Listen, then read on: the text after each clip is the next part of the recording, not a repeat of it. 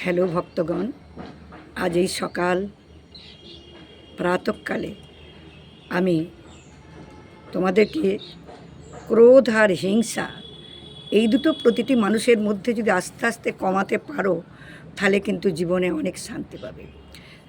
রাগ, অহংকার, ক্রোধ আর হিংসা, কখনো অহিংসা পরম ধর্ম। হিংসা না করা, কোনো জীব, কোনো মানুষ, এই মনের মধ্যে এই তিনটে জিনিস একেবারেই রাখা যাবে না। যদি সহ্যের সীমা গুণ নাই, যত সহ্য করবে তত ভালো। বুদ্ধদেবের ছোট্ট একটা ঘটনা বলছি, শোনো। বুদ্ধদেব যখন গ্রামে গ্রামে সেমিনার করতে যেতেন, তখন বাইরে থেকে কত বদমাস ছেলেরা ঢিল ছুটতো, থুতু ফেলতেন গায়ে, ঢিলে রক্ত ঝরতো, তবু বুদ্ধদেব কিন্তু চেয়ে দেখতেন না, হাতে করে এইভাবে মুছে দিতেন, আবার এই হাত দিয়ে মুছে দিতেন। রক্ত ঝরছে তবু উনি মুছে দিতেন, তবু প্রতিবাদ করতেন না। তবে ভগবানের নির্দেশ, যদি তোমাকে কেউ আঘাত করে, তুমি যদি তাকে প্রতিবাদ না করো, তখন ভগবান আসন ছেড়ে উঠে আসেন।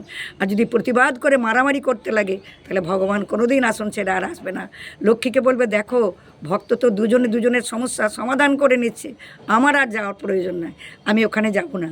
যদি কোনো ভক্ত সহ্য করে, একদিন না একদিন ভগবান তার কাছে এসে তার পাশে দাঁড়ায়। কিন্তু সহ্যের সীমা গুণ নাই।